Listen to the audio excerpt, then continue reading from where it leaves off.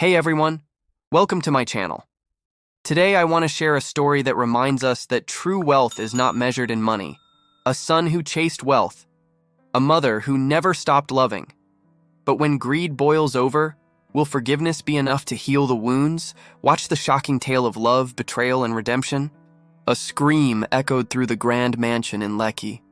A steaming pot of boiling water was poured out. The wrinkled skin of the disabled mother shriveled as a cry of pain tore through the silence. The daughter-in-law, dressed in a white silk gown, her eyes as cold as ice, tilted the pot once more. And then the door burst open with such force that the white curtains flew. A man in a black suit, just back from a long business trip in Dubai, froze at the doorway. "Aminata, what are you doing? That's my mother!" The pot crashed to the marble floor, boiling water splattering everywhere. The smell of burnt flesh filled the air. The mother's eyes were still open, staring at her son, not with anger, but with sorrow. Some wounds don't live on the skin, they live inside the heart. A deep, gentle voice narrated, "Sometimes we chase wealth so far that we forget where we came from. But fate always finds a way to bring us back to witness the very fire we once used to burn others."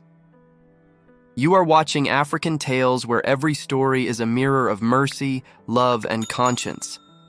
Comment where you're watching from. Lagos, Accra, Nairobi, London, New York. Type, "Thank you, Mom," to honor the woman who once sacrificed everything for you.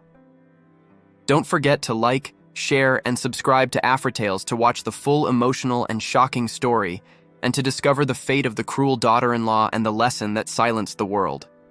By the murky canal of Makoko, where wooden houses floated unsteadily on the water and morning smoke seeped through the cracks of every plank, people often saw Mama Ebele, her silver hair like threads of smoke, sitting quietly in her rusty wheelchair. She would sit still, turning the old wheel with trembling hands, her eyes gazing toward the marketplace where people sold dried fish, charcoal, and palm oil, the very things that once kept her alive. In her youth, Mama Ebele was the strongest woman in all of Makoko. She carried sacks of charcoal, jerry cans of oil, and bundles of firewood, pushing her old cart across shaky wooden bridges. She raised her only son, Chijioke, with sunburned hands and an unshakable faith that the poor may be born in the mud, but they don't have to die in it. Every morning, she woke before the roosters, lighting a fire from the ashes of the previous night, cooking cassava porridge while whispering her prayer, "Lord, give my son a bright path and the wisdom to find his way back." Chijioke was a brilliant boy, his eyes clear as rainwater after a storm. She used to say, "When you smile, my son, even the smoke forgets to sting my eyes."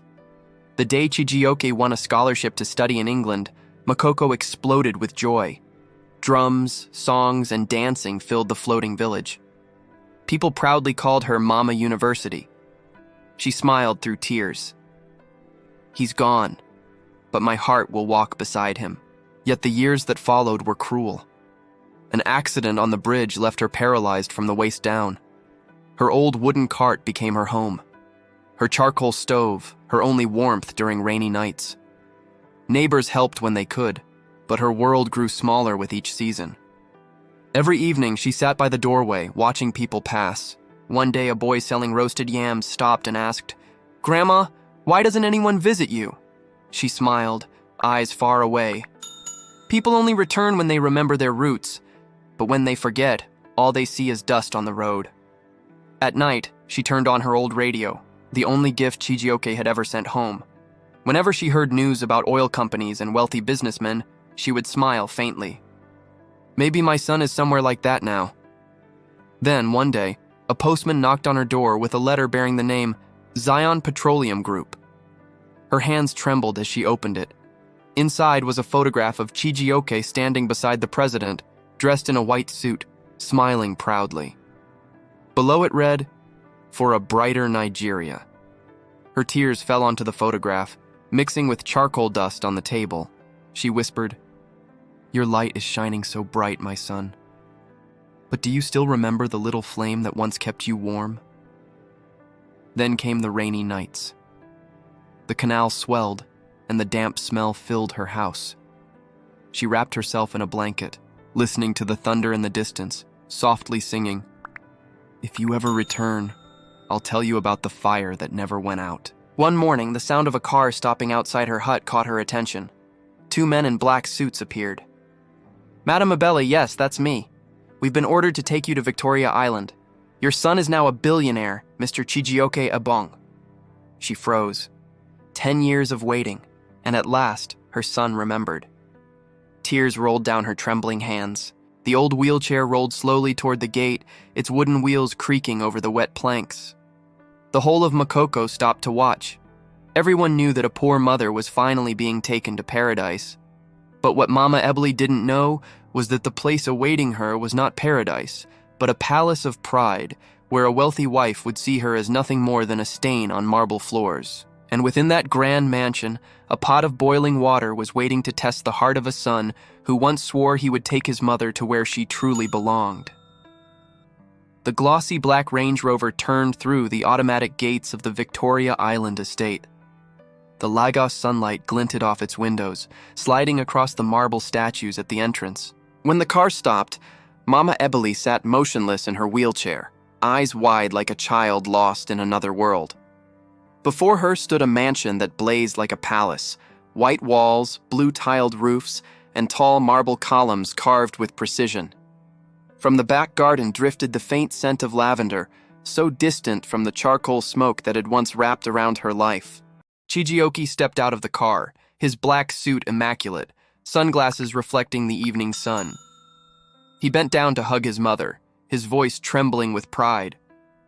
"Mama, I told you one day you'd live like a queen." She smiled faintly, her wrinkled hand resting on his chest. "You've done well, my son, but I only hope you still remember the smell of charcoal in our kitchen." From the balcony above, Amaka, Chijioke's wife, appeared, her white silk dress flowing, her perfume expensive and sharp.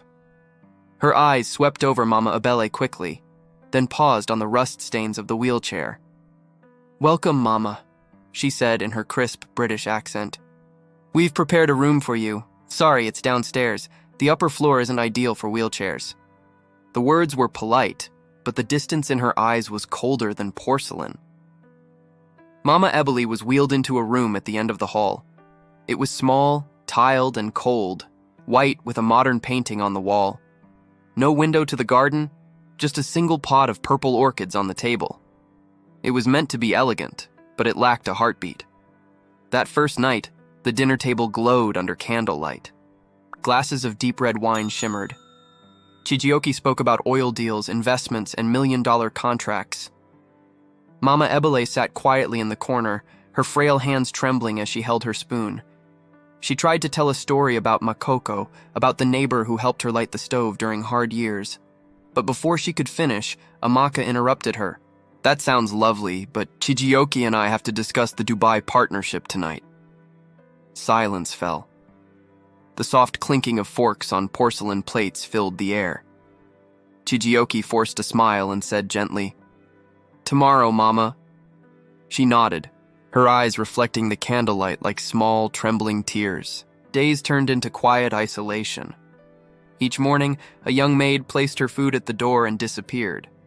Each night, laughter echoed from the living room. The sound of glasses clinking, jazz music, and sometimes Amaka's voice calling out, "Honey, don't let your mother's medicine smell stick to the furniture. It gives me headaches." One afternoon, while Chijioke was away at a meeting, Amaka entered the room, her heels striking the marble floor with dry, sharp clicks. "You know, Mama," she began softly, but with a blade beneath her tone. "This house thrives on refinement. The smell of charcoal or ointment doesn't belong here." Mama Ebele stayed silent, her thin hands resting on the wheels of her chair. "If that's how you feel," she said calmly, "I can sit outside near the mango tree." "Suit yourself," Amaka replied, and with that, she turned on her heel and left. From that day on, Mama Ebele was almost forgotten. Separate meals, quiet nights. The wind through the balcony rails sounded like the sigh of someone no longer welcome. But what hurt her most wasn't the coldness. It was her son's eyes.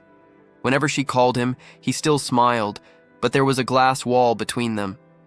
He no longer sat to hear her stories, no longer kissed her hands the way he did in Makoko.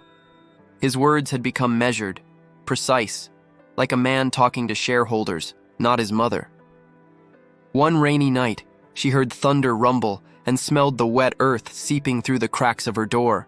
She tried to wheel herself to the porch, hoping to feel a few drops of Lagos rain, the rain that once mixed with charcoal dust. But as she reached the threshold, the maid blocked her way. Madam said, "You mustn't go outside, the floor will get dirty." Mama Ebele smiled softly. "My dear, rain doesn't dirty the earth. It only washes away the dust of those who forget." That night, Chijioke returned late. The scent of cologne lingered on his suit. She looked at him a long moment and asked quietly, "Chijioke, are you happy?" He hesitated. "Of course, Mama. I have everything a man could dream of." She nodded, her fading smile trembling. "Everything? But can you still smell the charcoal in your heart?" He said nothing, just bent down to kiss her hand, a gesture he hadn't made in years. But that kiss felt colder than ever. As he left the room and the door closed behind him, Mama Ebele looked at the orchid on her table. The flower was blooming beautifully, but its roots were trapped in porcelain without soil. She thought to herself, "Perhaps that is my son's life, too." She sighed softly. Outside, the rain fell upon the blue-tiled roof, and somewhere in the shadows, the first drop of water landed on a shining steel electric kettle. Something was beginning to boil. Not just water, but the quiet burning rage of a woman who once swore she would never share her husband with the past. The Lagos morning blazed with sunlight, a cloudless sky sharp and gold. From above, the Ebele mansion gleamed like a jewel in Victoria Island, a world where the wealthy lived far from the smell of sweat and charcoal that belonged to real life. But inside that shining palace, a storm was forming, not in the sky, but in the heart of a woman. Amaka had been awake since dawn. She stood before the mirror, admiring herself in a silk blue gown, then glanced down at the letter on the table, a share transfer agreement from Zion Petroleum Group. All it needed was Mama Ebele's signature, and 20% of Chijioke's fortune would belong to her. But the old woman, frail and bent, had simply shaken her head. "My son's wealth is not for sale, not for deceit." Those words fell like burning coal into Amaka's pride. From that day, the respect in her eyes was replaced by quiet contempt. That morning, Chijioke was leaving for Abuja to meet investors. He kissed his wife lightly on the cheek and said, "Take care of Mama for me, okay?" Amaka smiled, her lips curving sweetly, but her eyes were cold still. "Don't worry," she said softly. "I'll take good care of her." The door closed. The Bentley's engine faded into the distance. The house fell silent, only the antique clock ticking slowly and the faint bubbling sound of the electric kettle in the kitchen. Mama Ebele sat by the window trying to wheel herself toward the porch to catch a little sun. The weather had been kind lately. She wanted to dry her small blanket, the one that still carried the smell of balm and charcoal. She heard the echo of Amaka's heels approaching. "Mama, why are you still using that old blanket?" "Because it's still warm like Chijioke's arms when he was little." Amaka laughed, a sharp, bitter sound. "He's not that dirty Makoko boy anymore. He's a man of high society. You should know your place." The sunlight caught the scar on Mama Ebele's arm. It glowed red like a memory that refused to fade. "My dear," she said quietly, "nobility isn't in marble walls. It's in the heart that still knows how to bow." Amaka slammed a cloth onto the table. "Enough! I'm done with the smell of ointment, your morning prayers, your pitiful stories. Who do you think you are?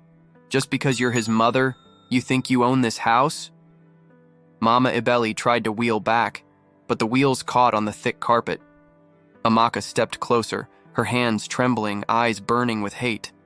"You won't sign the papers. Fine, maybe you need a little lesson to learn who really owns this place." She turned, yanked the plug from the kettle.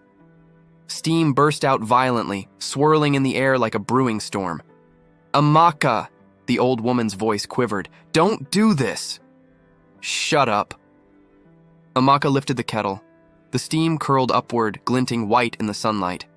And then, splash, boiling water poured down. A scream ripped through the room, the frame filled with steam. Mama Ebele's body recoiled, her hands trembling, clutching her shoulders, her dark skin blistering, turning red and raw. The kettle clattered to the floor, rolling across the marble as smoke rose from the boiling water on the floor. Her eyes stayed open, not in hatred, but in pain and silent pleading. Amaka stumbled back, panting, her hands shaking, but her eyes glimmered with a sick, victorious madness. "You'll never dare say my name again. Never." The old woman reached out weakly, whispering, "Child." And then the door burst open like thunder. Chijioke stood there. He had cut short his flight, driven by an unshakable dread. He froze. Steam filled the room. The smell of burnt flesh choked the air. He saw his mother writhing in pain on the floor, his wife holding the empty kettle, steam still rising from her silk dress. "Amaka!" he roared. "Dear God, what have you done?" He rushed forward, kneeling beside his mother, wrapping her in his jacket, tears falling like rain. "Mama! Mama, it's me, Chijioke." Her voice was faint. "Don't hate her. I'll be fine." But when he turned, Amaka stood frozen, her face pale, lips trembling. I didn't mean to. I just wanted to scare her." "Scare her?" Chijioke's voice broke. "You poured boiling water on the woman who gave me life." The room shattered with his scream. A wine glass fell and exploded on the marble floor, like the sound of a son's heartbreak as he watched his mother burn by the hands of the woman he once loved. He carried his mother in his arms and ran out into the rain. The sky opened. Lagos poured heavy, furious, punishing rain. Steam rose, merging with the rain, blurring the scene. In his arms, Mama Ebele whispered softly, "Son, never let your kindness boil like this water." The Bentley sped off into the storm, its taillights fading in the downpour. Behind them, the lights of the mansion went dark. By the window, Amaka fell to her knees, clutching her head, her sobs mixing with thunder, and no one could tell whether it was remorse or the fear of the price she would soon pay. The rain kept falling. Each drop struck the hospital windows of Lagos General like the knocking of a guilty conscience. Inside the recovery room, the smell of antiseptic mixed with the faint, haunting scent of burnt skin, the memory of boiling water still clinging to everyone who had witnessed it. Mama Ebele lay motionless, half her body wrapped in white bandages. Her face was streaked with tears, though her lips made no sound. Beside her bed, Chijioke sat, gripping her hand tightly, his voice hoarse and trembling. "Mama, I called the police. Amaka will pay for this. I swear." But she closed her eyes, her voice fragile, barely more than breath. "No. My son, don't let mercy become a blade. Forgiveness is the only road that will let your soul rest." He tightened his grip, eyes red. "Mama, she tried to kill you. How can you defend her?" "Because you once loved her, my son, and because I don't want you to lose your soul." Outside in the hallway, reporters whispered and cameras clicked. The headlines had already gone viral. Oil tycoon Chijioke Ebele in family scandal. Mother scalded by daughter-in-law. The hospital gates were crowded with flashing cameras, and through every lens, the image of a son sitting silently beside his burned mother became the portrait of divine retribution. But inside Chijioke's heart, something else was boiling down. He couldn't understand why his gentle mother kept pleading for mercy for the woman who had nearly killed her. Something didn't add up. 3 days later, Chijioke returned to the mansion with Inspector Adewale. The rain had stopped, but moisture still clung to the walls. The house felt cold, empty, and heavy. He walked slowly through the hallway, past the place where voices once shouted, and stopped at the electric kettle still bearing the mark of burned metal.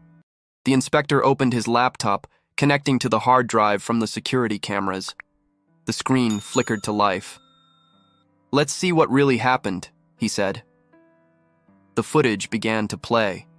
At first, it looked ordinary, Amaka entering the room, Mama Ebele sitting by the window. But when the playback slowed, the truth emerged. Amaka had deliberately unplugged the kettle and poured the boiling water. It wasn't an accident. In that moment, as the water fell, Mama Ebele didn't raise her hand to shield herself. She reached up to protect a framed photo of her son on the table, shielding it from the water. Chijioke froze. His blood felt like ice. He stared at the screen and then broke down, sobbing. She really tried to kill my mother. Inspector Adewale nodded gravely. We'll press charges, but there's one more thing you should see. He played the final seconds of the recording. After Chijioke carried his mother out, Amaka collapsed to the floor, clutching her head, muttering, "I just wanted her to sign. Just sign." Then she hurled the contract papers across the floor, the documents that would have transferred Chijioke's company shares into her name. Chijioke closed his eyes, tears spilling down his trembling hands.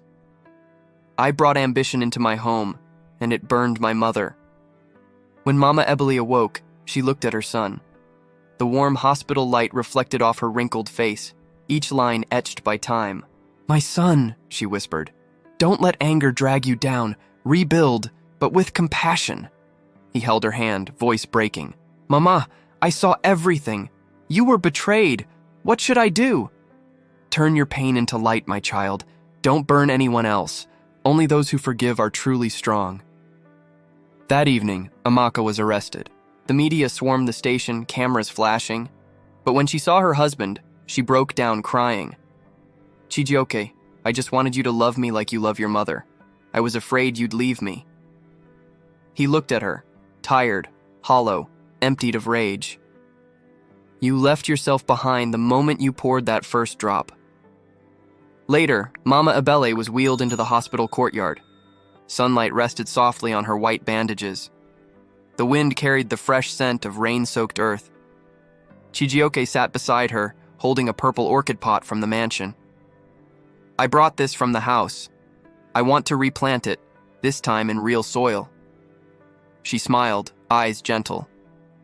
"Good, because flowers only live when their roots are true, just like people." He nodded, gazing at the setting sun. "I'll sell all my shares, Mama. I'll use the money to start a charity in your name, the Ebele Foundation, to help abused mothers and disabled women. And I'll go back to Makoko, rebuild the old bridge you once pushed your charcoal cart across." Her eyes filled with tears, her smile peaceful. "Now I know. My son has truly come home." Breaking news.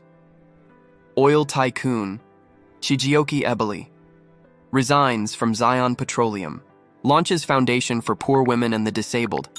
Trial for Amaka Ebele set for next week.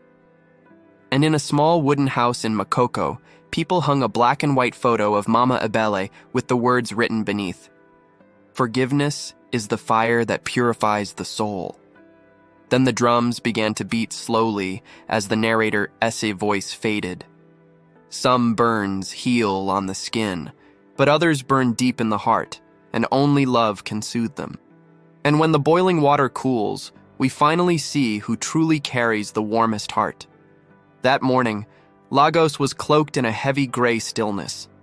The clouds hung low and swollen, as if ready to wash the city clean or drown it in memory. The wind swept through the palms outside the high court gates, carrying with it the damp scent of earth, the scent of something about to end or begin anew. Outside the courthouse, crowds gathered. Reporters jostled. Cameras flashed like lightning. On the marble sign at the entrance, the words, "State versus Amaka Ebele," were engraved like a cold knife against stone. People called it the trial of conscience. Inside, the air was thick. Chijioke entered in a black suit, his face calm, but his eyes shadowed with depth. Across the room sat Amaka, dressed in a gray prison uniform. Her once perfect hair hung loose, her beauty faded into pale fear. She had once been the darling of Lagos high society. Now she was merely the echo of a woman. The judge struck the gavel. Crack. A sound like thunder before a storm. The prosecutor read the charge. Intentional infliction of grievous bodily harm upon a disabled person. Photographs of Mama Ebele's burns flashed on the screen. Several people turned away, unable to look. Chijioke did not, but his eyes shimmered with restrained tears. When it was Amaka's turn to speak, her voice trembled. "I didn't want to kill her," she said, her tone raw and hoarse. "I just wanted her to sign. I was afraid of losing everything. I was afraid he loved her more than he loved me." Her voice cracked, echoing in the silent room. "I was jealous of my husband's mother, and now I know that's the most insane thing I've ever done." A single tear rolled down her wrist, tracing the chain of cold steel that bound her hands. The judge turned to Chijioke. "Mr. Chijioke Ebele, do you wish to address the court?" Chijioke rose slowly. His voice was steady, not bitter, only worn smooth by grief. "I no longer call myself a billionaire," he began. "I am just a failed son, one who let greed enter his home before he did." He paused, then looked toward Amaka. "I once loved her, and I still believe that somewhere inside her was a good wife, but power and ambition. They boil the human heart faster than water in an electric kettle." Murmurs rippled through the courtroom. Cameras flashed again, but Chijioke didn't flinch. He turned to the judge. "My mother is still alive. She told me, forgiveness isn't about who deserves it. It's about freeing your own soul so you can live again. Today, I choose to listen to my mother." The judge studied him for a long moment, then raised the gavel again. The sound rang out, softer this time. "The defendant, Amaka Ebele, is hereby sentenced to 8 years imprisonment for grievous bodily harm. However, in light of the victim's plea for leniency, the sentence is reduced to 5 years. Amaka collapsed, not from relief, but from the weight of her own ruin. She wept silently, her body shaking like a broken statue. Chijioke did not turn away. He stepped forward, placed his hand over his heart, and bowed, not to the guilty wife, but to the lesson life had carved into his soul. When he left the courthouse, the sky opened, not with thunder, but with slow, heavy raindrops falling like forgiveness. People lined the street in silence. An old woman selling roasted corn whispered, "Lagos weeps today for the children who forget their mothers." Chijioke lifted his face, letting the rain fall freely. Through the haze, he saw his mother's face by the charcoal fire, smiling softly through smoke. His voice broke as he whispered into the storm, "Mama, I understand now. This rain is your forgiveness." That evening, he returned to the hospital. His mother sat by the window, wrapped in a shawl, her eyes gazing into the fading light. The reflection of dusk danced across her wrinkled face, but her eyes glowed with peace. "You went to court?" she asked. "Yes, Mama. She'll serve her sentence." She nodded gently. "And you, my son, you'll serve yours by learning to live rightly." He knelt, taking her hands, pressing his forehead to her knees. The rain still fell outside, each drop striking the metal railing like the ticking of time. She smiled. "Do you hear it, Chijioke? Rain has its own rhythm. It doesn't judge. It only washes clean." 3 months later, when the rainy season ended, the Ebele Foundation was inaugurated in Makoko. A small bridge crossed the canal, its name carved into a golden plate, Mama's Bridge. People gathered as if it were a festival, mothers with crutches, children laughing, drummers beating joy into the air. Chijioke stood on the bridge beside his mother, now stronger, her silver hair shining in the sunlight. He whispered almost to the wind, "The day that boiling water spilled, I thought my world had ended. But that was the day I was born again." Makoko glowed under the bronze dusk. The tin rooftops shimmered like coins of fire. Drums of the Yoruba echoed through the canals, joined by the voices of women singing, "Ebele, Mama Ebele, your tears have made the earth green again." That morning, the Lagos sun rose late, casting soft golden rays across the shimmering waters of Makoko. A thin mist floated over the floating village like a white veil laid gently upon the waking day. The sound of paddles cutting through the river, children's laughter and vendors' calls wove together into the melody of a new dawn. Amid that rhythm of life stood a newly built wooden bridge, Mama's Bridge. On its bronze plaque, the words gleamed in the sunlight, "Ebele Foundation for the mothers who burned so we could shine." Beneath the bridge, Chijioke Ebele stood still. He no longer wore black suits or gold watches, only a simple white shirt, sleeves rolled up, hands roughened after months of work beside carpenters and masons. His hair was dusted with mist, his eyes deep but peaceful. Behind him, Mama Ebele sat in a new wheelchair, draped in her purple shawl. The morning light reflected on her face, revealing that tender smile, the one that had once endured pain, offered forgiveness, and proved that boiling water could burn flesh, but never the soul. "You did it, my son," she said softly. "This bridge doesn't just connect two sides of Makoko, it reconnects hearts." "No," Chijioke smiled, kneeling beside her. "You built it long ago. I only finished the dream you began." The wind stirred, fluttering the purple ribbons tied along the railing. A group of school children walked across, dressed in clean white uniforms, each holding a paper flower. They bowed to the old woman and she smiled, raising her wrinkled hand to bless them. From afar, the church bells rang. Mama Ebele tilted her head slightly toward the rising sun and whispered, "All gave us water to wash clean, but only the heart can make it pure." Chijioke said nothing. He knew he would never forget the hiss of that boiling water, yet he had learned not to let it scorch him again. He had learned how to turn fire into light. By evening, when the ceremony ended, the river breeze carried the scent of wood smoke and the voices of Makoko as women ebbing. "Don't cry anymore. Your tears have turned into a bridge." Mama Ebele sat quietly, her frail hand clasped in her son's. The sunset spread gold across the water. She gazed into the distance where the floating houses faded into the twilight haze and said softly, "My son, I'm tired now. If tomorrow I'm no longer here, don't cry. I've seen you come home to yourself. That's enough." Chijioke held her hand tighter, unable to speak, afraid that if he did, his tears would fall. She leaned her head back, smiling as if drifting into gentle sleep. The last rays of sunlight crowned her hair like a quiet halo. That night, the Makoko sky was crystal clear. Stars hung thick and bright, like diamonds scattered across the river. People later said that near midnight the wind rose, and the faint scent of lavender from the old hospital garden drifted toward the water. The next morning, Chijioke was found sitting alone on the bridge.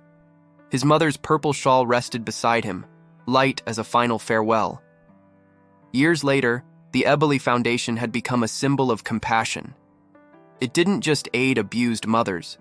It taught their children how to love, how not to let wealth boil away their hearts. Every dawn. If you like this story, make sure you subscribe, turn on the notification bell, and share with your friends and family so you don't miss the next powerful story coming your way.